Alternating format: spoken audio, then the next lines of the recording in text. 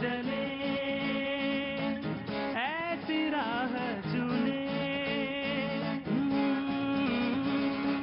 चलो अपना हाथ बढ़ाए, एक दूसरे के काम आए, डूबते को तिनका सहारा कैसे ये हम भूल जाए। चलो अपना हाथ बढ़ाए, एक दूसरे के काम आए, डूबते को तिनका सहारा कैसे ये हम भूल जाए। साथ मिलकर चले, ऐसी राह चुने। एवरीवन साथ मिलकर चले, ऐसी राह चुने, जिससे खुशहालियाँ जिंदगी में भरे। रंगों भरी हर शाम हो मुस्कुराते हुए, साथ मिलकर चले।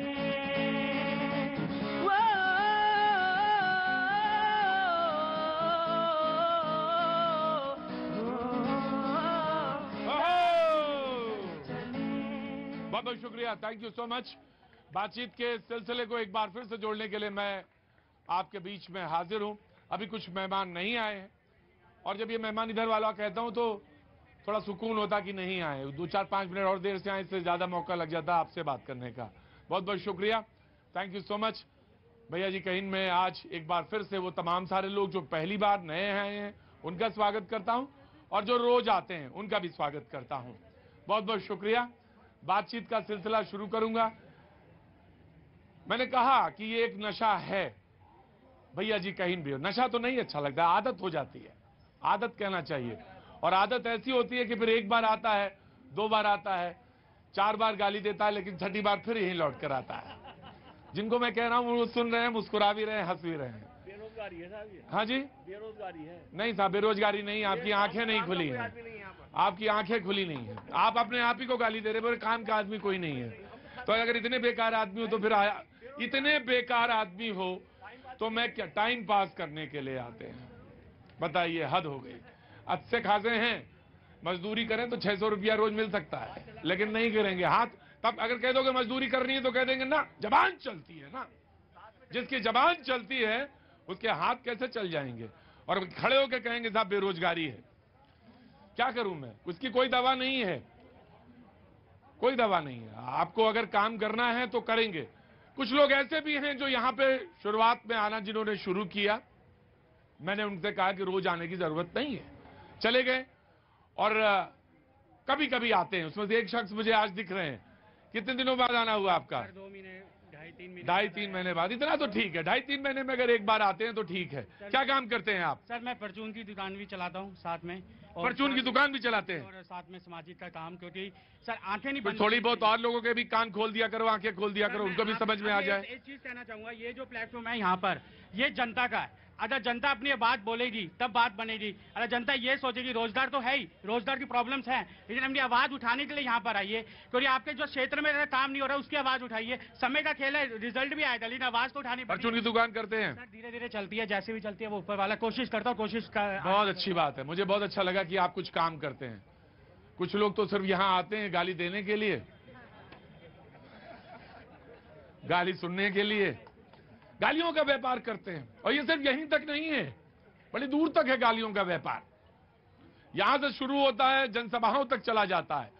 अब पता नहीं जबान फिसल जाती है या इंटेंशनली होता है, जैसे भी है लेकिन होता है।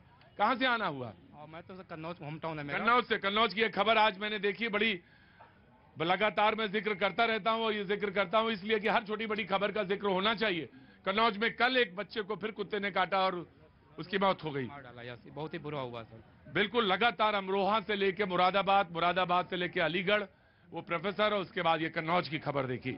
मैं रोज जिक्र कर रहा हूं, लोग मानने को तैयार नहीं, इस बात पे गौर नहीं करना चाहते, लेकिन ये अलार्मिंग है जिस तरह से कुत्ते आक्रमण कर रहे हैं, और जो चीजें, स्थितियां बदली हैं, उस पर जरूर गौर करना चाहिए। जी नमस्ते, कहां से आना हुआ आपका? नमस्ते, आ गया ये। कहां से आना हुआ? मुंबई से। वाह, बहुत अच्छी बात। मुंबई तो थोड़े दिनों बाद मेरा आना होगा। और कैसे आना हुआ मुंबई से? वेकेशन पे। वेकेशन पे। तो रहने वाली दिल्ली की हैं या रहने वाली मुंबई की हैं? घूमने आई हैं यहाँ पे, बहुत अच्छी बात। दिल्ली घूमिए, अच्छा लगेगा। ये अच्छा, ये भी आए हैं साथ में। क्या नाम है आपका? हर्षल। हर्षल। हेजल, अच्छा, बहुत अच्छी बात है। और इसका मतलब क्या होता है? हेजल का मतलब क्या होता है? ये जीसस क्राइस्ट की आँख का कलर है। हाँ, आंख का कलर है, जीसस क्राइस्ट की आंख का कलर है। God bless you. बहुत बहुत शुक्रिया, thank you so much for coming here. और कुछ you want to say something, कुछ कहना चाहते हैं? एनवायरमेंट से लेके, इकोलॉजी से लेके, रोजमर्रा की जिंदगी में जो कुछ होता है, you want to say something, कहना चाहते हैं? एक बात है, हाँ, ये पोल्यूशन के बारे में ही है। कहना है पोल्यूशन ज्यादा है। जी जी, मैं आ रहा, खड़े रहिए आराम से, बहुत तसल्ली के साथ। कहाँ से आई हैं? हम तो आजमगढ़ जिला। वाराणसी से आए, बहुत आराम से, आराम। तो इन्वायरमेंट के बारे में कहना चाह रहे थे जी, बोलिए। आजकल ये प्रदूषण बहुत ज्यादा होता है। वैसे दिल्ली में लगातार बहुत प्रदूषण रहेगा, लेकिन यहाँ पर हरियाली है। जितना मैंने देखा है अभी तक बहुत हरियाली है। दिल्ली में हरियाली है? हाँ, मुंबई में बहुत वो है, प्रदूषण है बहुत। जी, ये बात सच है कि थोड़ा सा हरियाली दिल्ली में दिखती है, जब आप मुंबई से कंपेयर करते हैं तो दिखती है। लेकिन आपके पास थोड़े थोड़े चंक्स हैं, ब्लॉक्स हैं जो वो जंगल के भी हैं, लेकिन यहाँ वो नहीं है। लेकिन हाँ, एक पहाड़ी जरूर है, उस पर भी बहुत सारी चीजें होती हैं और लगातार वो खबरों में रहता है। लेकिन मुझे बहुत अच्छा लगा कि आप बहुत सचेत हैं और बहुत अलर्ट हैं और अपने आसपास की चीजों को देख रहे हैं। और जब आप ऐसे लोग मिलते हैं मुझे, तो मैं उनकी बहुत तारीफ करता हूं। और यकीनन आप जैसे लोग हैं तो देश सुरक्षित है। God bless you. जी जी, कैसे, बोलिए, कहाँ से आना हुआ? बनारस से। सब ठीक तो है? ठीक है, तुमको देखने के लिए आपको आ गए। हमको देखने के लिए आ गए? हाँ, तो ठीक तो है ना? हाँ। अचूक देख लीजिए वही है कि नहीं है? नहीं भाई। थैंक यू सो मच, बहुत बढ़िया। कुछ कहना है? कुछ कहना नहीं आता? देखिए, आराम से आनंद लीजिए, शो का आनंद लीजिए। जो लोग मेहमान हमारे साथ आज मौजूद हैं, डॉक्टर टीना करमबीर कांग्रेस से आज आई हैं, बहुत बहुत स्वागत है और थैंक यू सो मच। आज शो में पहली बार शरीक हो रही, बहुत बहुत शुक्रिया, thank you so much. Surya Maithil ji हमारे साथ मौजूद हैं, बहुत बहुत शुक्रिया, thank you so much. Hafiz Ghulam Sarwar साहब कुछ देर में मौजूद रहेंगे। सैयद जव्वाद हमारे साथ मौजूद हैं, राजनीतिक विश्लेषक हैं, बहुत बहुत शुक्रिया, थैंक यू सो मच। मैंने कहा कि कुछ लोग पता नहीं क्यों गाली देते हैं, या आदत है, या जानबूझ के देते हैं, या क्यों कहते हैं। आज खबर कुछ और थी, खबर कुछ और तैयारी करके चल रहा था। खबर बीच में आ गई कि कांग्रेस के प्रेसिडेंट ने प्रधानमंत्री मोदी की तुलना जहरीले सांप से कर दी। अब समझ में नहीं आया, आइए जल्दी आया करिए टाइम से। जहरीले सांप से कर दी और कहा कि अगर सोचेंगे कि ये जहर है या नहीं, और अगर आपने उसे चखा तो आप मर जाएंगे। तो मोदी जी की तुलना जहरीले सांप से करी, प्रधानमंत्री की तुलना। अब उचित अनुचित की तो कोई परिभाषा ही नहीं रह गई कि क्यों करी। यही सवाल पूछना है कि करी क्यों। कांग्रेस से जरूर पूछना चाहेंगे हम कि आखिर सांप से, एक बार वो और भी गुजरात में बोला था उन्होंने, कुछ रावण बोला था, तो क्यों बोला भाई? मैं जानना चाहता हूं। अच्छा खासा चुनाव चल रहा है आपका कर्नाटक में, प्लीज खड़े होंगी, थैंक यू सो मच। देखिए, सबसे पहले मैं ये बताना चाहती हूँ कि कांग्रेस के जो अध्यक्ष हैं, उन्होंने प्रधानमंत्री मोदी को नहीं कहा, उन्होंने भाजपा की जो विचारधारा है उसके बारे में कहा। विचारधारा क्यों कहा मैंने ऐसा? क्योंकि आप देखिए कि आज यही जंतर मंतर में बगल में देखिए कि किस तरीके से खिलाड़ी, जो महिला खिलाड़ी हैं, वो बैठी हुई है जंतर मंतर पर, लगातार अनशन कर रही हैं, आमरण अनशन कर रही हैं और वो उस पर बैठी हैं। मैं छोटा छोटा सेंटेंस लेता हूं, आसान हो जाएगा। आपने कहा कि उन्होंने प्रधानमंत्री को नहीं कहा, विचारधारा को कहा है कि वो जहरीला सांप है। आराम बाबू जी, कोई दरखास्त लिए आप? कहां से आना हुआ? मध्य प्रदेश से। मैं आ रहा हूं, पहले ये निपटा लूं जहरीला सांप वाला मसला। पहले जहरीला सांप निपटा लें, फिर होता रहेगा, बातचीत होती रहेगी। जी जनाबे आली। धन्यवाद प्रतीक जी। हुजूर, पहले तो आपको, आपके सभी दर्शकों को भारत माता की जय और वंदे मातरम। देखिए, ये कांग्रेस की हताशा और कांग्रेस की परिपाटी है कि किस प्रकार से देश के अंदर जो देशभक्त देश के लिए काम कर रहे हैं, जो प्रधानमंत्री गरीबों के लिए राशन के ऊपर काम करते हैं, शौचालय पे काम करते हैं, स्वास्थ्य पे काम करते हैं, देश की सीमाओं की रक्षा के लिए काम करते हैं और इस देश के 140 करोड़ भारतवासियों के लिए सबका साथ, सबका विकास, सबका विश्वास, सबका प्रयास की बात करते हैं। उनको ये कांग्रेस कभी मौत का सौदागर, जहर की खेती, और आज जहरीला सांप कह रहे हैं। आएंगे, ऑफ कोर्स योर चांस, आप ही का चांस है। कहां से आना है हुजूर? मैं तो दरभंगा का रहने वाला हूं। दरभंगा का तो बड़ा मीठा, बड़ा सुरीला है। वहां तो हर आदमी बहुत मीठा है, बोलता ही नहीं है कुछ, बहुत मीठा है, बहुत सुरीला है। वहां ये सांप आप और जहर वहर की कोई बात नहीं होती। होती है? बिल्कुल बिल्कुल नहीं होती। हाँ। प्रतीक जी, ये जो सर्फ वाली बात उन्होंने कहा, तो मैं, ये मैडम बैठी हैं कांग्रेस की प्रवक्ता, मैडम मैं एक चीज मैं बता दूं, और एक हमारे भाईजान बेरोजगारी और महंगाई की भी बात किया था। उनका बहुत पुराना रोना, वो ऐसे ही रोते रहते हैं।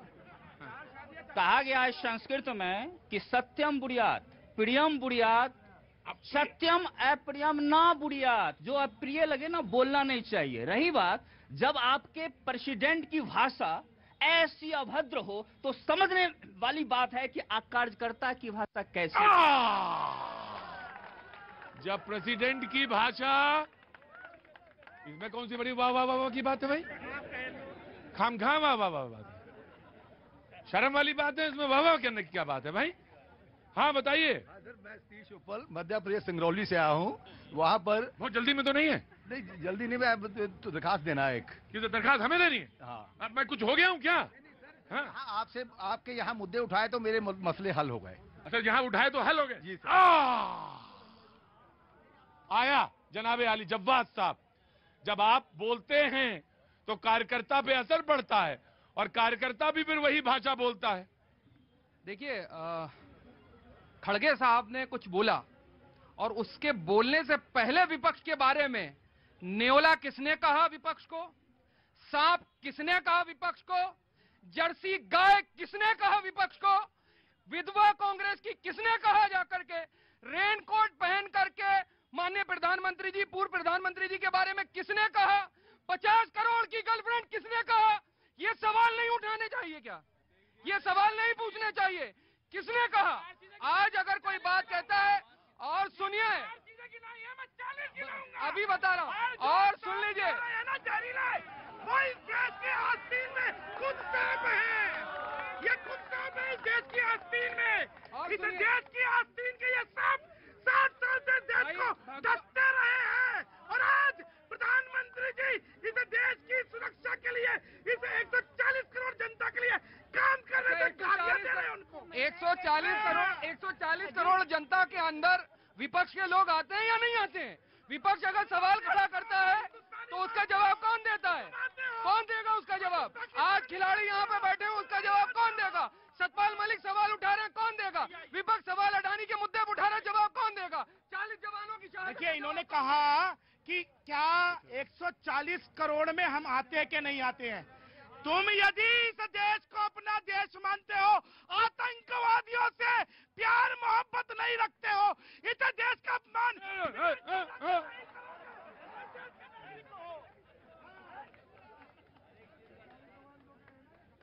कितना चिल्लाना ठीक नहीं। The people of from out of country are standing away, वो भी देख रहे हैं, मजा ले रहे हैं, तो इतना ना चिल्लाओ कम से कम।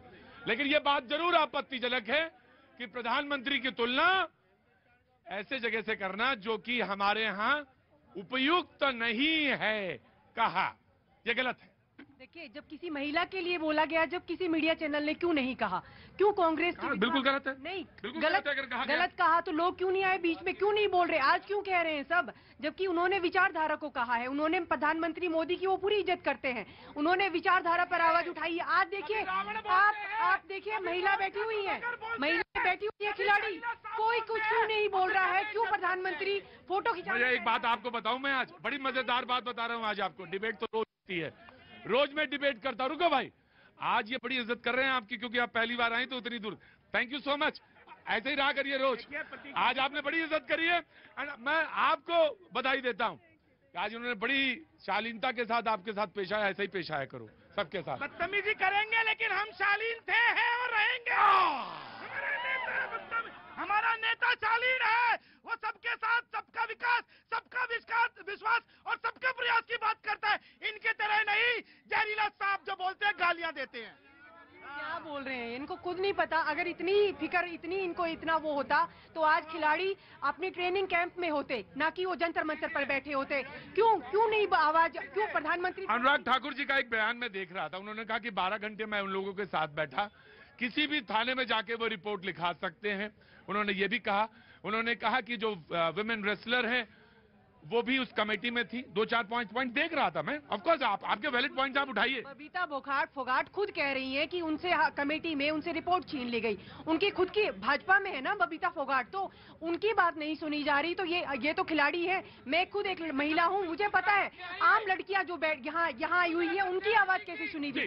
बीजेपी तो बीजेपी का टाइम खा जाओगे ना सिर्फ 20 सेकंड। ये जो मेरी बहन बोल रही है, मैं इनसे पूछना चाहता हूँ, एक महिला मेरी बहन, क्या उन्होंने किसी थाने में एप्लीकेशन दी है? यदि एप्लीकेशन दी है तो उसको ट्वीट करके दिखा दीजिए ना। ये राजनीतिक प्रोपेगेंडा है सिर्फ, जिस प्रकार अनुराग ठाकुर ने बोला है। राइट ना तो प्लीज, मैं लेट आए, आप लेट आए, थोड़ा धैर्य रखिए। प्रधानमंत्री को जहरीला सांप बोला, वहां से शुरू हुई बात। देखिए ऐसा है प्रतीक जी, मैं आ रहा हूं। ये नफरत की खेती बोने वाले कौन है? 2007 में सोनिया गांधी जी ने पहली बार आदरणीय प्रधानमंत्री जी को मौत का सौदागर बोलने का काम किया। नाना पटोले ने तो यहां तक कहा कि मोदी को मोटी मोटी करके काटने की हम हिम्मत रखते हैं, मोदी को मार देंगे। कभी ये रावण बोलते हैं, कभी जाति सूचक उन शब्दों का इस्तेमाल करते हैं। उसका एक ही कारण आपको समझना चाहिए कि प्रधानमंत्री किसी राजघराने से नहीं आते हैं, प्रधानमंत्री एक गरीब के बेटे हैं। तो ये पता नहीं पा रहे हैं कांग्रेस पार्टी जो हमेशा तुष्टिगण की राजनीति करती है, हमने संतुष्टिगण की राजनीति की है प्रतीक जी, ये लोग पता नहीं पा रहे हैं, इसलिए छाती पीटते हैं। और देखिएगा कर्नाटक में भी भारतीय जनता पार्टी की विजय होगी जिस तरह से गुजरात में हुई थी। बहरहाल दोनों तरफ से बातचीत है। मैं आ रहा हूं। किसने हाथ उठाया? हाँ बताओ भाई, किसको हाथ उठा रहे थे? हाँ? किसी को नहीं। कौन किसको इशारा किसको कर रहे थे? नहीं। जी सर, बहुत सारी बातें आपने सुनी, दोनों पक्ष की बातें सुनी। एक लिस्ट अगर आप बना लीजिए शिक्षित और अशिक्षित लोगों का, डिबेट आप करते हैं, लिस्ट आप बना के लाइए। ये देश में जो समस्याएं हैं, पॉल्यूशन है, बेरोजगारी है, अशिक्षा है, जो स्वास्थ्य की व्यवस्था है, आप देख लीजिए कि शिक्षित लोगों से नुकसान है या अशिक्षित लोगों से नुकसान है। मैं ये कह रहा हूं कि इस देश को नुकसान अगर कहीं हुआ है तो वह इस देश के महान लोग जो बैठे हुए हैं, आज देश में इन नौनिहालों के ऊपर क्या प्रभाव पड़ता होगा जब वो सुनते हैं कि कांग्रेस देश के प्रधानमंत्री को अगर कहता है कि जहरीली सांप है। अगर देश के प्रधानमंत्री की टीम की तरफ से कांग्रेस प्रतिपक्ष में बैठा हुआ है, अगर कांग्रेस को कुछ कहा जाता है तो इस देश के नौनिहालों के ऊपर क्या प्रभाव पड़ेगा? कट। और सर ये कांग्रेस के ताबूत में आखिरी कील होगी। कांग्रेस ने हमेशा ही भाजपा के नेताओं को कहीं वो कहते हैं कि वो लोग भी तो कहते हैं, पर वो लोग अपने आप को शिक्षित करते हैं ना, कि हम बहुत शिक्षित हैं, वो चाय वाला ये है वो, उनको तो सही बोलना चाहिए कम से कम कांग्रेस वालों को। हमेशा कांग्रेस ने कहीं मौत का सौदागर कहीं। जी जनाब मैं आया राहुल जी। देखिए अब ये तो बीजेपी वालों को लगता है मुहावरे समझ में नहीं आते हैं कि क्या है, राजनीतिक शब्दावली को भी गाली घोषित करने में लगे रहते थे। मुख्य चीज ये है कि दलित है, प्रधानमंत्री को सांप कहेंगे, ये तो राजनीतिक बयानबाजी है। लाओ जल्दी पेपर लाओ जल्दी से। कहाँ से आ रहा हूँ? मैं आया मनोज आया, मैं आया जस गिमिया आया हूँ मध्य प्रदेश सिंगरौली से विस्थापन मंच। जी ये विचारधारा की बात कर रहे हैं ना, जहरीली विचारधारा क्या होती है मैं बताता हूँ। पूरे देश का विभाजन कर देना जहरीली विचारधारा है। 1984 के अंदर सिख दंगे कराना जहरीली विचारधारा है। जेएनयू के अंदर भारत तेरे टुकड़े होंगे, 1000 उनके साथ खड़े हो जाना राहुल गांधी का जहरीली विचारधारा है। बाटला एनकाउंटर के लिए सोनिया गांधी के द्वारा आंसू बहाना यह जहरीली विचारधारा है। सर्वोच्च न्यायालय को अपमानित करना, न्याय को अपमानित करना, दलितों को अपमानित करना, ओबीसी को अपमानित करना, प्रधानमंत्री को गाली देना, यह जहरीली विचारधारा है। यह कांग्रेस की तुष्टीकरण की जहरीली विचारधारा है। कांग्रेस ने दलित को राष्ट्रीय अध्यक्ष बनाया और वो भी निर्वाचित रूप से। बीजेपी तो अपने पार्टी में निर्वाचन करा नहीं पाई, इसलिए उनके पीछे पड़े हुए रहते। कोई डमी कैंडिडेट नहीं है। आपका जेपी नड्डा आपको हो सकता है डमी रूप से काम करते हुए, वो अपना निर्णय स्वतंत्र रूप से लेते हैं। और दूसरी चीज देखिए, अगर वो रावण भी कहते हैं तो वो भी बुरा लग जाता है इन्हें। क्या मैंने रावण बोलता है तो वो भी बुरा लग जाता है। क्या हुआ? कहाँ से आए हो? आगे आ जाओ। क्या हो गया? कुछ नहीं। क्या बोल रहे थे? जैसे कांग्रेस पार्टी से कोई सपोर्ट नहीं मिला, बीजेपी से हमारे योगी जी हैं, प्रधानमंत्री जी हैं, हमको सब सपोर्ट मिल रहा है। सपोर्ट मिल रहा है ना, तो आराम से रहो, यहाँ ना खड़े हो, सपोर्ट पे काम करो, यहाँ ना बेकार टाइम ना खराब करो, टाइम खराब मत करो जी। देखिए इन्होंने कहा दलित कुछ काम करो, चलो बेकार रोज आने की जरूरत नहीं, काम किया करो जी। देखिए इन्होंने निर्वाचित दलित राष्ट्रीय अध्यक्ष की बात कर ली, लेकिन इनको 60 साल से कश्मीर के अंदर जो हमारे दलित भाई आरक्षण की बात चो रहे थे, उनका जीवन नर्क था, उसकी कभी बात नहीं की थी। ये अध्यक्ष बना रहे हैं दलित को। अरे हमारे प्रधानमंत्री जी ने तो लाखों दलितों का जीवन उद्धार कर दिया, ये अपमानित कर रहे हैं ऐसे प्रधानमंत्री। मैं आया बाबूजी आया। 1500 किलोमीटर से आ रहा हूँ, भोपाल से आ रहे हैं। मैं वैसे ही सफेद बाल देख के डर गया था। ये तजुर्बा है ना ये तो, और तजुर्बे को हमेशा नमस्कार करना चाहिए। कांग्रेस की विचारधारा बहुत गलत हो चुके हैं। पहले ठीक था, पहले भी नहीं था। मैं आपकी बात सुनूंगा, पहले कांग्रेस की प्रवक्ता की, और बनारस में आ रहा हूँ, रुकिए आ रहा, पहले सुनूंगा बाबूजी, सुनूंगा, लेकिन पहले प्रवक्ता को बोलने का मौका दिया। जब ये बोलेंगे तो कोई नहीं बोलेगा, डिस्टर्ब नहीं करेगा। देखिए पूर्व गवर्नर सत्यपाल मलिक बार बार बोल रहे हैं कि पुलवामा पर जो हमला हुआ, जो हुआ वो उसमें साफ तौर पर मोदी जी का नाम ले रहे हैं, लेकिन मोदी जी चुप है, खामोश है, मौन है, क्यों है? वैसे तो वो बहुत, आपको लगता है कि ये जो जिसका वो उल्लेख कर रहे हैं, उसमें ये ऐसा जिस नाम की तरफ आप इशारा कर रहे हैं, ये विचारणीय मुद्दा है?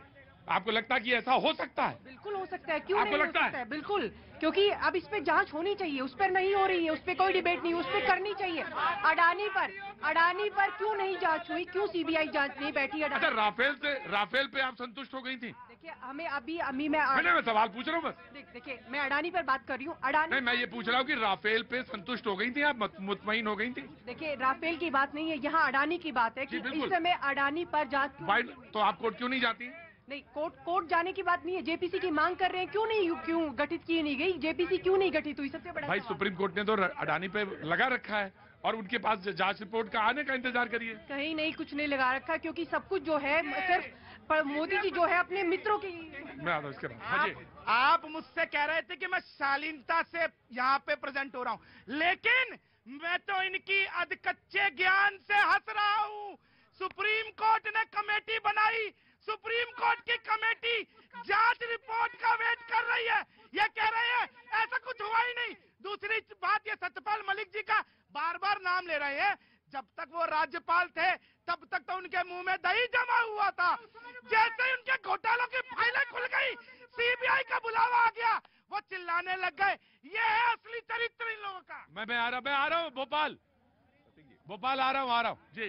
प्रतीक जी, इनका चरित्र देखिए, ये सेना की बात कर रहे हैं, पुलवामा की बात कर रहे हैं, ये सर्जिकल स्ट्राइक पे सवाल उठाते हैं, एयर स्ट्राइक पे सवाल उठाते हैं, सेना अध्यक्ष को सड़क का गुंडा बोलते हैं। और अभी राहुल जी क्या बोल रहे थे? वो तो दलित अध्यक्ष है, दलित अध्यक्ष को सर्टिफिकेट मिल जाता है, प्रधानमंत्री को इस तरह के रावण बोलने का और जहरीला सांप बोलने की अनुमति मिल जाती है। और ये लोग तो इतने गिरे हुए हैं, अनुसूचित समाज से आने वाली राष्ट्रपति महामहिम को किस तरह से राष्ट्रपति बोलते हैं, उनका अपमान करने का काम करते हैं, क्योंकि वो एक विशेष घर से नहीं है, राजघराने से संबंध नहीं है। चाटुकारिता करने वाले राष्ट्रपति को भी ये लोग किस तरह से। मैं आया। कांग्रेस के लिए जो है मैं आज छोटी सी एक सजेशन देना चाहता हूँ। सजेशन है तो सजेशन तो ऐसे मत दीजिएगा। नहीं, वो शेर के अंदाज में। शेर के अंदाज में बस ठीक है। मैं तो सोच रहा था सजेशन वाइट बालों वाले देंगे। नहीं। आपका तजुर्बा ज्यादा है, लेकिन बात तो दरअसल कहीं से भी निकल के आ सकती है।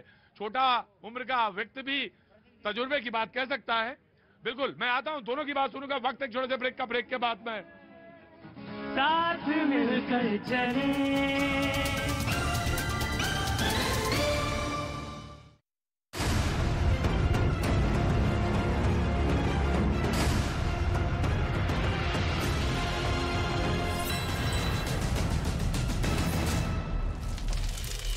कि हमले में सेना के हाथ बड़ी जानकारी लगी है। पुंछ के ही एक आदमी ने पाकिस्तान में बैठे आतंकियों के निर्देश पर सेना के ट्रक पर घात लगाकर हमले के लिए रसद पहुंचाई थी। जिसके बाद आतंकियों ने सेना की गाड़ी पर हमला कर दिया और उसमें सेना के 5 जवान शहीद हो गए थे। सूत्रों के मुताबिक स्थानीय शख्स ने 3 महीने तक आतंकियों को अपने घर पर रखा था। इस दौरान हमलावरों को वॉइस नोट्स पर एक स्थानीय हैंडलर से निर्देश मिला। सूत्रों का दावा है कि इस बात की पुष्टि हो गई है कि हमले की योजना पाकिस्तान में बनाई गई थी। आतंकियों की संख्या 3 से 4 थी। सुरक्षा बलों ने अभी तक इस मामले में 30 से ज्यादा लोगों को हिरासत में लिया। और वहीं अमेरिका के राष्ट्रपति जो बाइडेन ने ऐलान कर दिया कि अगर उत्तर कोरिया ने परमाणु हमला किया तो वो वहां के शासक किम जोंग उन को उखाड़ फेंकेंगे। मतलब किम जोंग उन के लिए वो दिन आखिरी हो सकता है। ये चेतावनी बाइडेन ने दक्षिण कोरिया के राष्ट्रपति के साथ हुई प्रेस कॉन्फ्रेंस के दौरान दी। बाइडेन ने साफ कर दिया कि अमेरिका या उसके मित्र देशों के खिलाफ उत्तर कोरिया ने परमाणु हमला किया तो उसे बर्दाश्त नहीं किया जाएगा और जो भी सत्ता में होगा उसे उखाड़ कर फेंक दिया जाएगा। यानी उत्तर कोरिया ने अगर परमाणु मिसाइल दागने की गलती की तो उसे अमेरिका मुंहतोड़ जवाब देगा। यही नहीं, बाइडेन ने ये सीधी चेतावनी इसलिए भी दी क्योंकि हाल के दिनों में उत्तर कोरिया ने एक के बाद एक कई मिसाइलों का टेस्ट करने का दावा किया, जिनमें ICBM यानी इंटर कॉन्टिनेंटल बैलिस्टिक मिसाइलें भी शामिल हैं। और ये मिसाइलें परमाणु हथियारों को दागने की भी ताकत रखती हैं, जिनसे अमेरिका ही नहीं दक्षिण कोरिया को भी खतरा महसूस हो रहा है। इसलिए दक्षिण कोरिया के राष्ट्रपति की अमेरिका यात्रा के दौरान न केवल उत्तर कोरिया को चेतावनी दी गई, बल्कि दोनों देशों के बीच ऐतिहासिक समझौता भी हुआ, जिसके तहत 1980 के बाद पहली बार दक्षिण कोरिया में अमेरिका परमाणु हथियारों से लैस पनडुब्बियों की तैनाती करेगा, ताकि उत्तर कोरिया की किसी भी हरकत का समय रहते करारा जवाब दिया जा सके। इससे पहले अमेरिका और दक्षिण कोरिया की सेनाओं ने कई दौर का अभ्यास भी किया था, जिनमें दोनों देशों ने अपने घातक हथियारों की ताकत दिखाई थी। उसी के बाद किम जोंग उन भड़क गए और उन्होंने दक्षिण कोरिया के साथ अमेरिका को भी अंजाम भुगतने की धमकी दी थी, जिससे तनाव बढ़ गया था। ऐसे में दक्षिण कोरिया के राष्ट्रपति जब अमेरिका पहुंचे तो बाइडेन ने उत्तर कोरिया के खिलाफ खुलकर उनका साथ देने का ऐलान कर दिया। और पंजाब के अमृतसर में पाकिस्तान सीमा के पास BSF ने एक ड्रोन को मार गिराया है। ये ड्रोन पाकिस्तान की ओर से आ रहा था, जिसकी खबर मिलते ही BSF ने तुरंत कार्रवाई की। इस ड्रोन से 2 किलो हेरोइन और अफीम भी बरामद की गई, जो एक बड़े पैकेट के अंदर रखी गई थी। वहीं पूर्व सांसद और बाहुबली नेता आनंद मोहन को करीब 15 साल बाद जेल से रिहा कर दिया गया और वो गोपालगंज के DM जी कृष्णैया की हत्या के मामले में सहरसा जेल में उम्र कैद की सजा काट रहा था। लेकिन जेल के नियमों में हुए बदलाव के बाद आनंद मोहन को हमेशा के लिए रिहाई मिल गई। बताया गया कि जेल के बाहर भीड़ जुटने की आशंका की वजह से ये रिहाई सुबह 3 बजे यानी अंधेरे में की गई। एक दिन पहले ही नियमों के मुताबिक सहरसा जेल जाकर उसने सरेंडर किया था। पेपर तैयार होने थे, सुबह 3 बजे के करीब आनंद मोहन को जेल से रिहा किया गया है। रिहाई की खबर के बाद आनंद मोहन के गाँव में उसके स्वागत की तैयारी की गयी। आनंद मोहन जी के समर्थक बहुत खुशी है। हमारे लिए तो आज का दिन दिवाली और होली के बराबर है। बताया गया कि गांव पहुंचकर वो लोगों को संबोधित कर सकता है। हालांकि आनंद मोहन को मिली राहत पर बिहार में हंगामा थमता हुआ नहीं दिख रहा है। रिहाई की खबर के बाद से ही वो विपक्ष के निशाने पर है। और साथ ही DM जी कृष्णैया के परिवार वाले भी लगातार सवाल उठा रहे हैं। इस मामले में वो सुप्रीम कोर्ट भी जा सकते हैं। ये गलत है, बहुत गलत है। ऐसा केसेस को एंकरेज नहीं करना चाहिए। वहीं आनंद मोहन की पत्नी लवली आनंद ने अपने पति को निर्दोष बताया। 15 साल एक निर्दोष है, जिस तरह से जो भी था कोर्ट का आदेश। आनंद मोहन की रिहाई में बिहार सरकार के फैसले के खिलाफ एक दिन पहले पटना हाई कोर्ट में जनहित याचिका भी दाखिल की गई। गोपालगंज के DM जी कृष्णैया की साल 1994 में हत्या कर दी गई थी और इसी मामले में आनंद मोहन को सजा हुई थी। अब खबर महाराष्ट्र से। महाराष्ट्र के शिरडी में साई मंदिर की सुरक्षा CISF को दिए जाने की तैयारी का विरोध शुरू हो गया है। इस फैसले पर वहां के गांव के लोगों ने नाराजगी जताई और दलील दी कि उससे उनके कारोबार पर असर पड़ेगा। इसलिए उन लोगों ने 1 मई को बंद का ऐलान किया। हालांकि साई मंदिर प्रशासन को CISF की सुरक्षा से परेशानी नहीं है।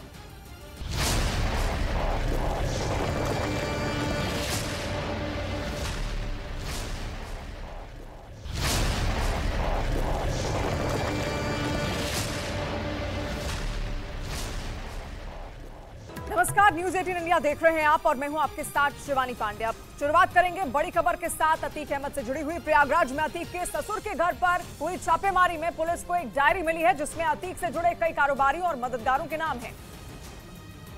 और सूत्रों के मुताबिक इस डायरी में अतीक के काले कारोबार और अपराध का पूरा चिट्ठा है। हर उस कंपनी का जिक्र है जिसके जरिए अतीक ने अवैध तरीके से दौलत जुटाई। इसमें गुजरात, राजस्थान, मुंबई, मध्य प्रदेश और दिल्ली में मौजूद अतीक की बेनामी संपत्तियों का जिक्र है। इसके अलावा उसके रियल एस्टेट और होटल के कारोबार से जुड़े लोगों की भी जानकारी लिखी है। इन डायरीज में उन करीबियों के मोबाइल नंबर, बैंक डिटेल्स और कितना पैसा कब किसको दिया गया, ये महत्वपूर्ण जानकारियाँ थी। छापेमारी में पुलिस ने अतीक के साले जकी अहमद का आधार कार्ड भी बरामद किया। उधर उमेश पाल केस की जांच के बीच अतीक अहमद की लैंड क्रूजर कार की तस्वीरें सामने आई, जिसे उसका बेटा असद इस्तेमाल किया करता था और बताया गया कि कभी इस कार को अतीक खुद चलाता था। और आरोप है कि 2 करोड़ की इस गाड़ी से उसने कई गुनाहों को अंजाम दिया था, लेकिन अतीक के जेल जाने के बाद उसकी राह पर चलते हुए असद इसमें सवार हो गया ताकि पिता की तरह उसकी भी डॉन वाली छवि बन जाए। सूत्रों के मुताबिक असद ने भी इसी कार से कई वारदात को अंजाम दिया था।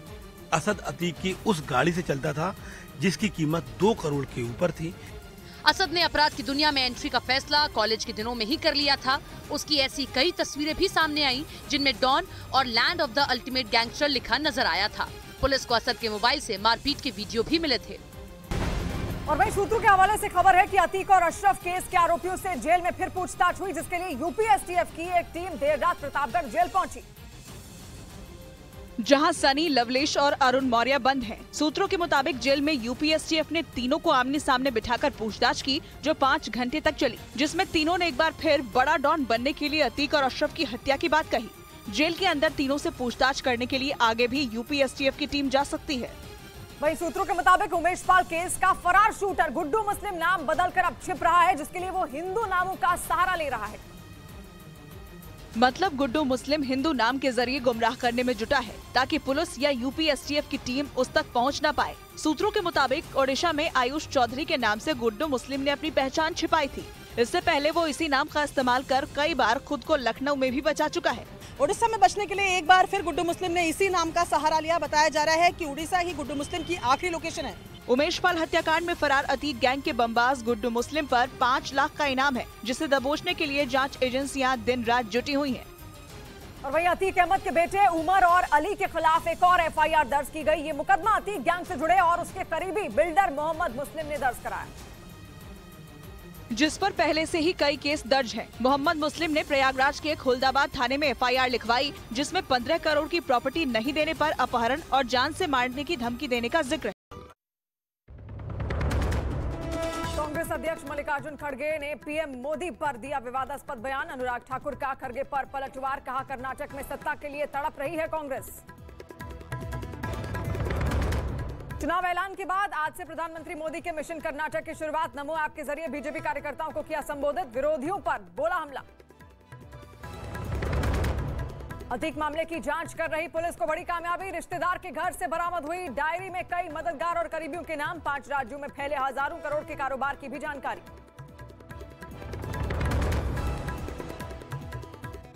करीब 2 लाख बोरी रखने की क्षमता थी और एक बोरी के बदले 135 रुपए वसूले जाते थे। 2.5 से 3 करोड़ रुपए की साल की आमदनी इस कोल्ड स्टोरेज से होती थी। कहा जाता है कि ये कमाई अतीक का परिवार अपने महंगे शौक पर खर्च करता था। हालांकि 2 साल पहले प्रशासन ने बुलडोजर के जरिए इसे तोड़ दिया था, लेकिन उमेश पाल केस में शाइस्ता का नाम आने और उसके फरार होने की वजह से ये एक बार फिर सुर्खियों में आ गया। इस बीच पुलिस के सूत्रों के हवाले से खबर है कि अतीक अहमद के काले कारोबार में उसकी पत्नी शाइस्ता भी बराबर की भागीदार थी। न्यूज 18 इंडिया को मिली जानकारी के मुताबिक अतीक अहमद के जेल जाने के बाद शाइस्ता ने उसके काले साम्राज्य को संभाला और उसके गिरोह की कमान अपने हाथों में ले ली। शाइस्ता परवीन अतीक के गुर्गों के सीधे संपर्क में है, जिनकी मदद से वो अतीक अहमद के हवाला नेटवर्क को संभाल रही है। यूपी एसटीएफ के रडार पर 25 ऐसे लोग हैं जिन पर शक है कि उन्हीं की मदद से शाइस्ता ने वसूली की रकम हवाला के जरिए ली। इस मामले में यूपी एसटीएफ की टीम ने प्रयागराज, कौशाम्बी, लखनऊ, दिल्ली एनसीआर समेत कोलकाता में अतीक अहमद से जुड़े कई लोगों से पूछताछ की, जिससे शाइस्ता घबरा गई। सूत्रों के हवाले से खबर है कि जांच एजेंसियों की ताबड़तोड़ छापेमारी के बीच शाइस्ता इस कोशिश में है कि हवाला के जरिए मिली रकम को किसी भी तरह समेटा जा सके। और इसी के साथ ही सूत्रों के हवाले से ये भी खबर है कि हवाला की रकम को अतीक अहमद रियल एस्टेट में लगाता था और जांच के दौरान यूपी एसटीएफ की टीम को करोड़ों की बेनामी संपत्ति की जानकारी मिली। और उन्हें शक है कि संपत्ति को अतीक अहमद ने हवाला के पैसे से ही खरीदा। जांच में 150 करोड़ की बेनामी संपत्ति की जानकारी मिली। इस मामले में मोहम्मद मुस्लिम नाम के आदमी से पूछताछ की गई, जो अतीक अहमद का खास गुर्गा बताया गया। आरोप है कि अतीक अहमद के जेल जाने के बाद वहीं उसकी काली कमाई को रियल एस्टेट में लगाता था। उस पर जमीन पर कब्जा करने के मामले में पहले से 2 केस दर्ज हैं। अतीक अहमद की पत्नी शाइस्ता परवीन फिलहाल फरार है। उमेश पाल हत्याकांड में शाइस्ता भी आरोपियों की लिस्ट में शामिल है, जिसे अभी तक पुलिस गिरफ्तार नहीं कर पाई।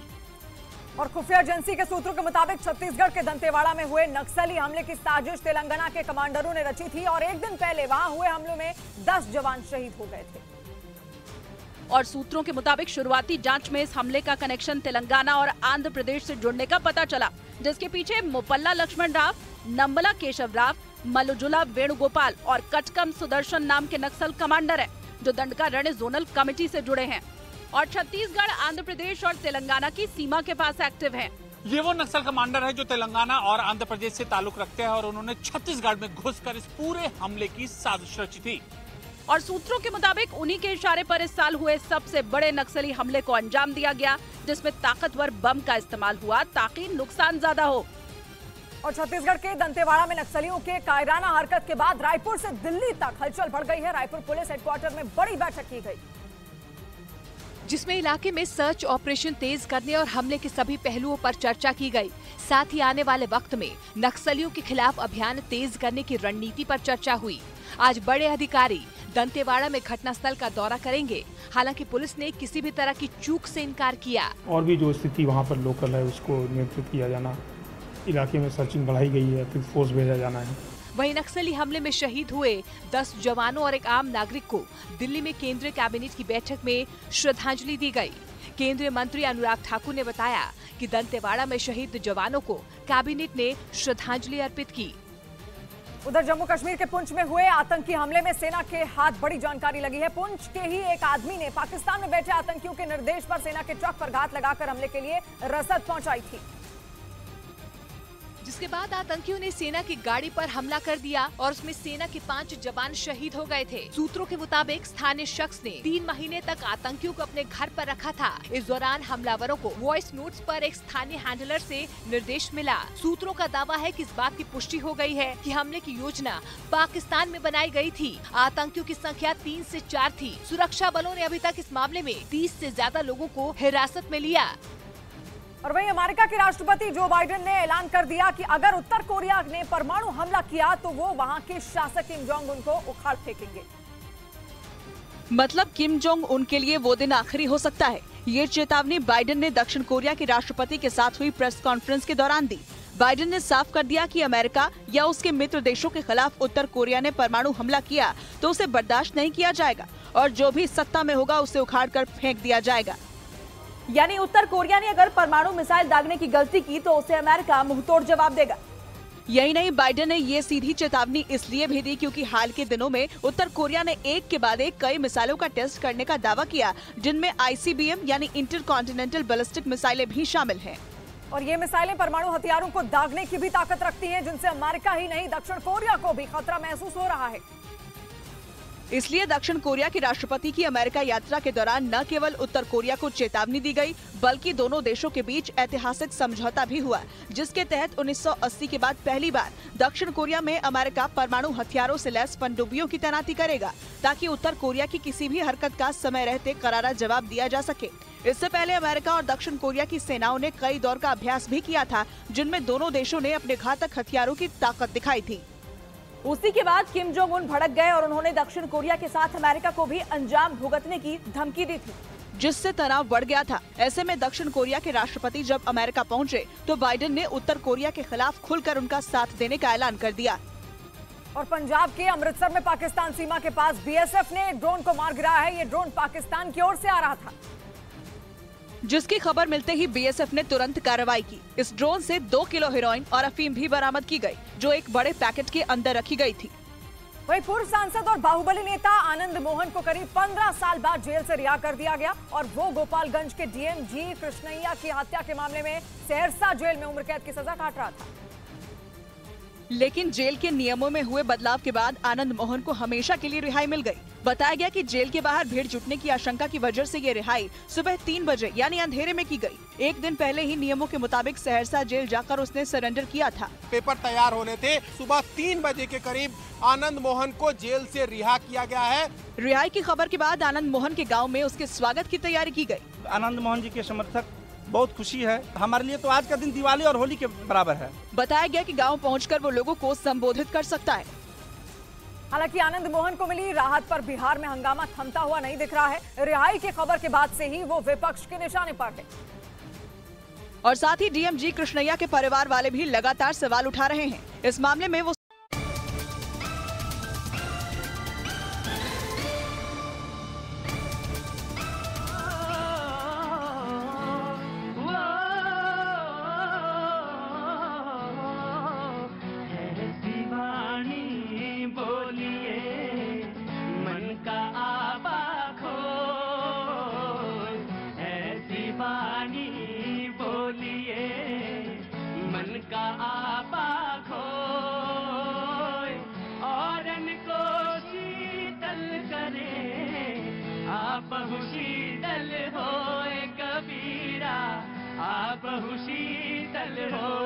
मेरे साथ में गाएंगे।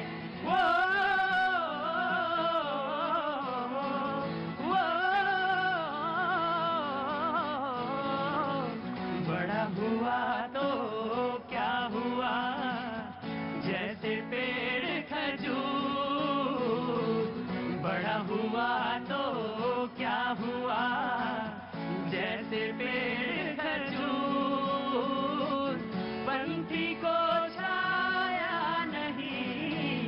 फल लागे अति दूर कबीरा, फल लागे अति दूर।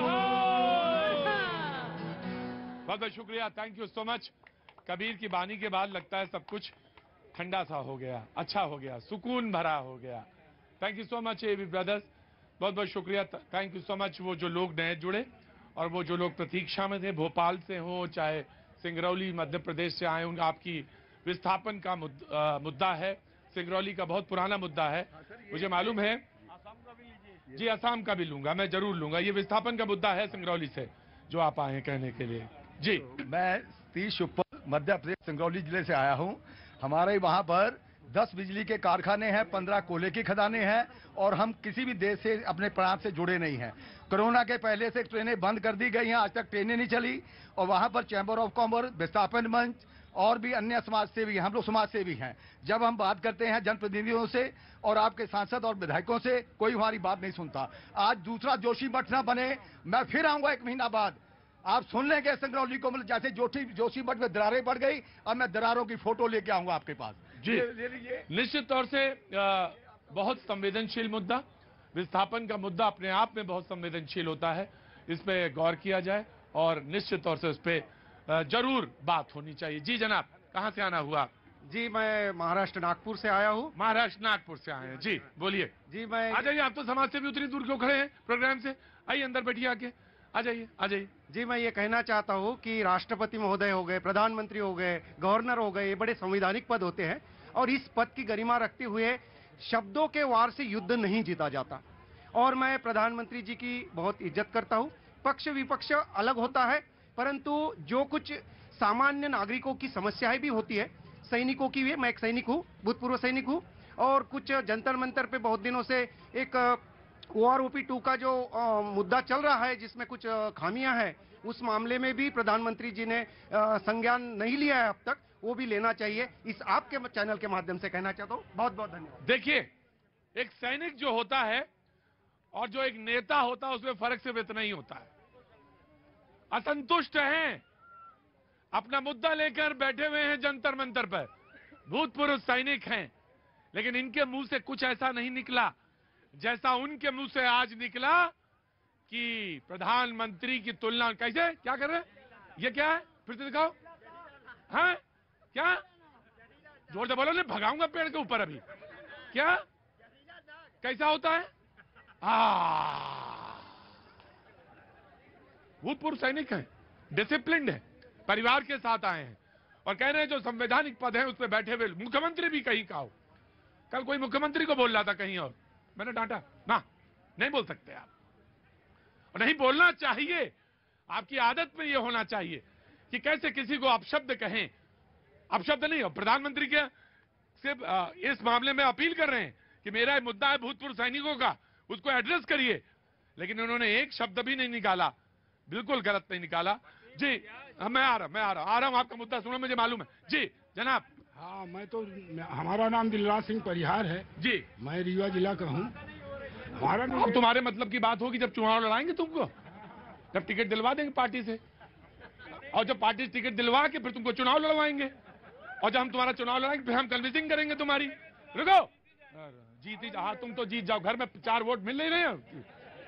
हमारा निवेदन सभी पार्टियों से है कि गलत शब्दों का प्रयोग न किया जाए। तो कैसे समझेंगे, जब समझ नहीं रहे हैं तब क्या करेंगे? आएंगे, आप सब समझेंगे। हमारे समझ रहा है कोई क्या? समझ रहे हैं, आप समझाएंगे। जी जनाब, जी बोलिए। देखिए प्रतीक जी, लगातार कांग्रेस किस प्रकार के अपशब्दों का प्रयोग कर रही है वो सभी को पता है। अभी माननीय प्रधानमंत्री जी के पिताजी पे किस प्रकार की अभद्र टिप्पणी करी, किस प्रकार से एयरपोर्ट पे कब्र खुदेगी वाले नारे लगाए, किस प्रकार से माननीय प्रधानमंत्री जी को आज जहीला साहब बोला। कभी राहुल गांधी जी जाकर विदेशों में भारत का अपमान करते हैं, और कभी ओबीसी समाज का अपमान राहुल गांधी जी करते हैं। ये इनकी मानसिकता है, और मैं कहना चाहता हूं आपके माध्यम से देश के करोड़ों भारतवासियों को, ये माननीय प्रधानमंत्री जी का अपमान नहीं है, ये आप लोगों का अपमान है, हर उस आदमी का अपमान है जो देश। मैंने जी मैंने सुना, अभी ट्वीट आया, मैं उसको पढ़ देता हूं। प्रधानमंत्री मोदी जी से हमारी लड़ाई निजी लड़ाई नहीं है, वैचारिक लड़ाई है। मेरा इरादा किसी की भावना को आहत करने का नहीं था। अगर जाने अनजाने में किसी की भावना, दूर से बोलने लगे, अगर जाने अनजाने किसी की भावना आहत हुई है तो मेरी मंशा कदापि नहीं थी प्रधानमंत्री नरेंद्र मोदी पर अपने बयान को लेकर कांग्रेस अध्यक्ष मल्लिकार्जुन खड़गे। उन्होंने कहा कि अगर आहत हुई है तो मैं अपने शब्द वापस लेता हूं, आहत करने का मेरा इरादा नहीं था। व्यक्तिगत जी, ऑफ कोर्स यो जी। आज ट्वीट आ गया खड़गे साहब का, जर्सी गाय के लिए, हाइब्रिड के लिए, सांप और न्यूले के लिए, विपक्ष के लिए माननीय प्रधानमंत्री जी कब माफी मांगेंगे, कब ट्वीट करेंगे? और आपको एक शेर के साथ अपनी बात मुकम्मल करता हूं। अरे भैया, चुनाव चल रहे हैं, इसलिए आप लोग अपमान करके माफी मांगने की नौटंकी कर रहे हैं। राहुल गांधी माफी मांगे, देश का अपमान किया उन्होंने। राहुल गांधी जी माफी मांगे। रुकिए, आराम से, बहुत जल्दी शेयर करिए वरना मुशायरा पूरा हो जाता है। यहाँ पे है दुश्मन के इरादों को अगर जाहिर करना, है दुश्मन के इरादों को अगर जाहिर करना, तुम खेल वही खेलो लेकिन अंदाज बदल डालो। तुम खेल वही खेलो मगर अंदाज बदल डालो। जी मैं बीजेपी और कांग्रेस का दोनों का रूल लेंगे, लेकिन मौलाना जी बहुत जानदार शेर क्या इन्होंने कहा, लेकिन अंदाज बदल डालो। थोड़ा मौलाना आगे आ जाओ। हाँ जी, एबी ब्रदर्स जो अभी गा रहे थे, ऐसी बानी बोलिए। कबीर क्या वो दोहा, हमको लगता है राजनेताओं को, मैं तो कहता हूँ चल, कबीर के एक दोहा मैं भी सुना दूं, चलती चाकी देख के दिया कबीरा रोए, और 2 पाटन के बीच में साबुत बचा न कोई। ये उधर से अब वो उधर से, दोनों 1 महीना इन लोगों को माफी मांगने का, जो राजनेता हमारे जितने भी हैं जो इस तरह के शब्दों का इस्तेमाल करते हैं, अलोकतांत्रिक, संसदीय या अभद्र टिप्पणी। देखिए, एक देश में मर्यादा तो होनी चाहिए, एक सीमा होनी चाहिए। आप किसी भी पद पर हैं, कांग्रेस के अगर राष्ट्रीय अध्यक्ष हैं तो जाहिर सी बात है इन फ्यूचर वो उम्मीद रखते हैं कि इस देश का नेतृत्व हम फिर करेंगे, कर भी चुके हैं। भारतीय जनता पार्टी भी सत्ता में, दोनों के जो केंद्रीय नेतृत्व हैं और राज्य के नेतृत्व हैं उनको हर हाल में इस बात का ख्याल, ये अगर स्तर ऐसे चला गया, जानते हैं गांव तक ये असर चला जाएगा। गांव में भी इन दोनों के कार्यकर्ता अगर इस तरह की भाषा का इस्तेमाल करेंगे, समझिए वातावरण कितना खराब हो जाए। बिल्कुल यही बात आपने कही थी कि कार्यकर्ता जो है नीचे तक जाता है, असर तुम्हारे होने लगा। नीचे बैठो, चलो बैठो नीचे। कि आप कुछ कहते हैं नीचे तक असर जाता है और वो बहुत दुर्भाग्यपूर्ण होता है। जी कहां से आना हुआ? हरदोई से। उत्तर प्रदेश के हरदोई डिस्ट्रिक्ट। अरे उत्तर प्रदेश हरदोई हम जान रहे हैं, संडीला का लड्डू है ना तुम्हारे यहाँ। तुम तो ऐसा बता रहे हो जैसे आप कनाडा से आ रहे हो, मॉन्ट्रियल से। बताओ जल्दी से, बोलो। कहना चाहेंगे सरकार जो है वो इतना बेकार काम कर रही है। हमारे यहाँ पे हम बीएससी ग्रेजुएशन कर रहे हैं, पूरा नकल छापा जा रहा है। नकल छापा जा रहा है पूरा, हम खुद कह रहे हैं हमारे आसपास के जितने भी कॉलेज हैं सब में नकल हो रही है। हाई स्कूल, इंटर, बीएससी, मैं खुद बीएससी में पेपर दे रहा हूँ, पूरी नकल हो रही है। 1-2 घंटे बैठालते हैं, किसी को कुछ नहीं आता, सबको नकल करवाई जा रही है। मैं खुद नकल करता हूँ।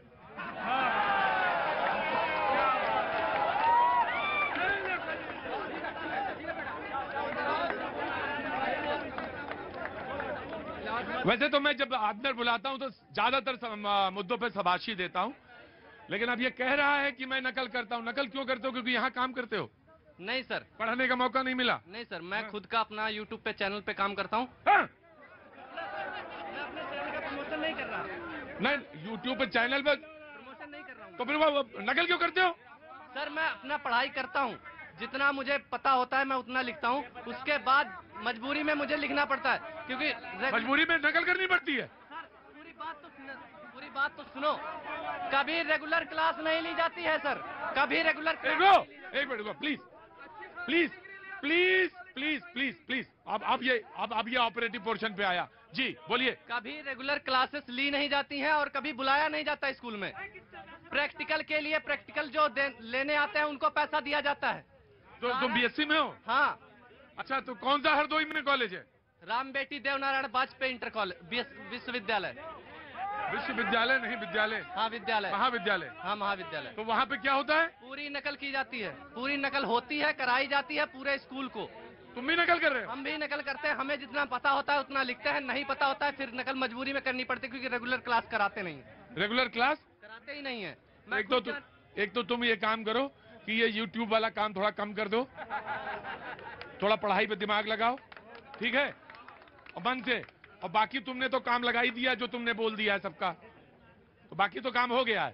बाकी तुम थोड़ा दिमाग लगाओ, यूट्यूब पे कम। अरे भाई तुम नकल कर रहे हो तो यूट्यूब चैनल कैसे चला रहे हो? ये गलत बात है। क्या नाम है तुम्हारा? विकास यादव। ठीक है, ईमानदार आदमी, तुम ईमानदार हो, आदमी तुम ईमानदार हो, इसमें दो राय नहीं। लेकिन बेटा ईमानदारी से पढ़ाई लिखाई करो। फिर आया जी, हड़ो, क्या कह रहे थे आप साहब?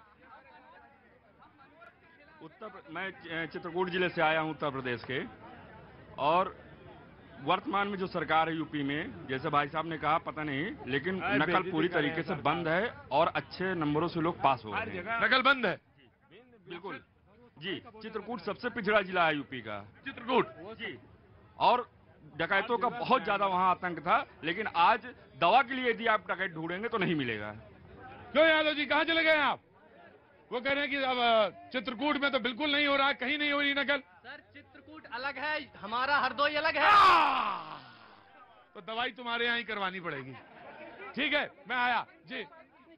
हाँ पूछिए पूछिए। मैं ये कहना चाहता हूँ, ये बीएससी का छात्र है, इसमें इतना टैलेंट होना चाहिए। पढ़ाई नहीं हो रही थी, आपने वहाँ के किसी डायरेक्टर को, किसी एजुकेशन मिनिस्टर को, किसी और को संपर्क करने की कोशिश की या अपोज करने की कोशिश की? अपोज करने की कोशिश की? नो अगर उसमें टैलेंट है, अगर वास्तव में वो इंसान है, उसने कंप्लेंट क्यों नहीं की किसी विधायक को? यादव जी चलो उधर। इतनी सच्चाई कहां से लाते, इतनी सच्चाई कहां से लाते कि सबको एक ही कतार में खड़ा हुआ पाते? कहां से लाते सच्चाई इतनी? वन बाय वन पहले कांग्रेस जी।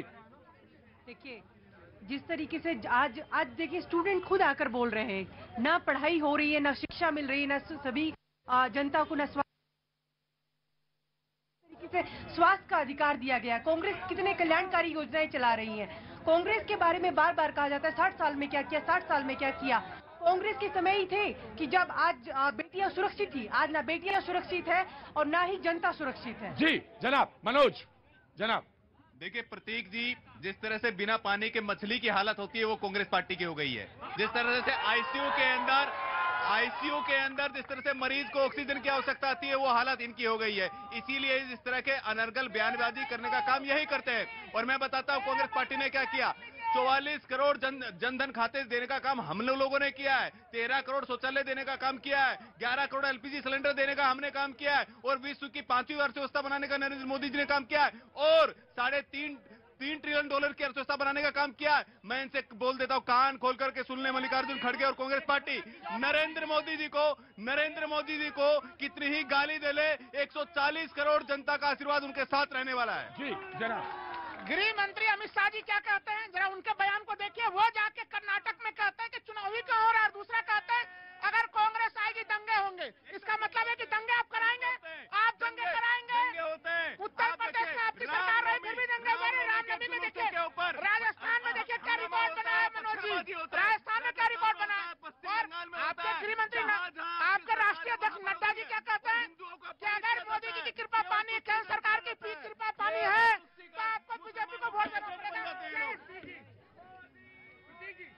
प्रतीक जी, पूरे हिंदुस्तान के अंदर आपने देखा होगा जहां जहां इनकी सरकारें, वहां पर दंगे होते हैं रामनवमी के त्योहारों पर। और ये आराम से हमने सुना आपका, आपने अमित शाह वाली बात कही। मेरा कांग्रेस की जो प्रवक्ता है उनसे एक निवेदन है, वो मुझे जरा बता दें। सिद्धरामैया सरकार के अंदर कर्नाटक में 175 केस पीएफआई के ऊपर से वापस लिए, जिसमें 211 आतंकी जो है उनको मुक्त किया गया था। तो जरा मुझे ये बता दीजिए, वो निर्णय आपका सही था या गलत था? पूछिए इनसे प्रश्न। ये देखिए, मौसम बदल गया है और कर्नाटक का भी मौसम बदलेगा 2024 का। और बड़ी जिम्मेदारी से एक बात कह रहा हूँ, देश के सम्मानित खिलाड़ी बैठे हुए धरने के ऊपर, तब भारतीय जनता पार्टी के लोग उनके समर्थन में जा रहे हैं, तब आराम से मनोज भाई मैं किससे पूछूंगा किससे नहीं पूछूंगा, यू विल नॉट डिक्टेट मी। जी ना, आप आराम से बैठकर आप कर रहेंगे। मौसम सच में बदल गया। इन्होंने कोई सवाल पूछा, you want to answer it? Ajay Teni जो है, टेनी मिश्रा आज तक जेल में नहीं है। कितने उसने अरे ब्रजभूषण शरण पर ये नहीं बोले, ये बोलने तो जवाब दे दे। ये किसी भी ब्रजभूषण शरण पर आज तक नहीं बोल रहे, खुलेआम बोल रहा है, खुलेआम बोल रहा है कि मैंने एक आदमी की हत्या की है। आज तक वो जेल में नहीं है। ये सवाल पूछना बनता है कि नहीं, किस तरीके से वो बयान दे रहा है कि एक आदमी को मैंने मारा है। भूषण आज भी मंत्री क्यों नहीं हटाया गया? प्रतीक जी, आराम से जिन माननीय मंत्री के लिए बोल रहे हैं, उनका बेटे के ऊपर कानूनी कार्रवाई हो रही है और वो जेल में भी गए। लेकिन ये लोग तो वो लोग हैं जो आतंकवादियों के लिए आंसू बहाते हैं, रात के 12 बजे जाकर के कोर्ट खुलवा देते हैं, याकूब मेनन की फांसी रुकवाते हैं, अब्दुल गुरु के सामने खड़े हो जाते हैं।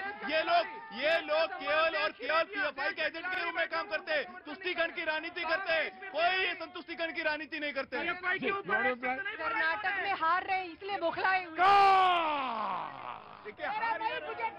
कह रहे हैं कि कर्नाटक में हार रहे हैं इसलिए बौखला। आप याद रखिएगा, डंके की चोट के ऊपर कर्नाटक में भारतीय जनता पार्टी की सरकार बनेगी। ये कितना ही चीखले चिल्ला ले और इतने बयानबाजी देने से कुछ नहीं होने वाला है। मोदी जी को कितना अपमानित कर। जी हाँ नमस्ते, कहाँ से आना हुआ आपका? दिल्ली से। क्या काम कर रही हैं आप? स्टूडेंट है। इधर आ गया। ये कुछ कहना चाहते हैं? नहीं, कुछ नहीं कहना चाहते, आराम से पर खड़े रहना चाहते हैं। वाह, सारी जनता ऐसे ही है, चुपचाप खड़े। चुपचाप। पहले तुम अंदर कैसे आ गए? चलो पीछे। जी, कितना भी चिल्ला ले, जोर लगा ले, 2024 में हमारे प्रधानमंत्री मोदी जी दोबारा आ रहे। कितना भी जोर लगा ले, किसी के माई के लाल में ताकत। आराम से रुको। गलत बात। आप यहाँ से डिक्टेट नहीं करेंगे, बिल्कुल भी करें। जी मैं आ रहा हूँ। रुको। जनता बोल रही है। हाँ ठीक है, मुझे मालूम है। हाँ जी, कहाँ से आना हुआ था? बनारस से हूँ मैं। बनारस से हैं जी। मौसम देखिए कैसा हो गया। सर मौसम बता रहा है कि मोदी ही आएंगे, देख लीजिए, मौसम बता रहा है, आप देख लीजिए। तो मुझे मौसम विज्ञानी हो कि ज्योतिषी हो? मैं ज्योतिषी नहीं हूँ, मैं प्रधानमंत्री के क्षेत्र से हूँ। क्या बात है। हाँ जी। वो मौसम ही बता दिया कि आना है प्रधानमंत्री श्री नरेंद्र मोदी को। नरेंद्र मोदी जी को आना है। जी मैंने सुना। जी बोलाना। मैं तो सब कुछ देखकर वही कह रहा हूं कि चलती चाकी देखकर दिया कबीरा रोए, दो चाकन के बीच में साबुत बचा न कोई, यही कह के मैं विराम लगा। जनाब बेटा कहाँ से आए हो? अलीगढ़ जिले से। अलीगढ़ से, क्या नाम है? हरीश शर्मा जी बोलो। मेरा मोदी जी से और बीजेपी के प्रवक्ताओं से सवाल है। मोदी जी बोलते हैं सबका साथ सबका विकास, अब ये सबका साथ देना है तो मोदी जी को जहाँ जंतर मंतर पर ये धरना दिया जा रहा है पहलवानों के बीच में, यहाँ इनको जितने भी बीजेपी के प्रवक्ता हैं इनमें से कोई गया है यहाँ? तो जंतर मंतर पर बताइए कोई भी गया है? बहन बेटी का जो भी बहन बेटी के लिए बैठे ना, इनकी मेरी बहन या वो बहन एक ही बात है। अगर यहाँ कोई किसी बहन को कोई छेड़ दे तो कितनी बुरी लगेगी। खेल मंत्री कहते 12 घंटे में बैठा हूँ उनके साथ। जी सर, मैं कहना चाहता हूँ कांग्रेस पार्टी को आधी रात को सुना बेटा सुना जी, कांग्रेस पार्टी को कहना चाहता हूँ जितना मर्जी छाती पीट लीजिए, आप जितना मर्जी बोल लीजिए, जितना आपने कीचड़ उछाला है उतना ही बेटा सुना मैंने सुना, जितना आपने कीचड़ उछाला है उतना ही कीचड़ में ही कमल खिला है और आगे भी खिलता रहेगा। आप जितना कर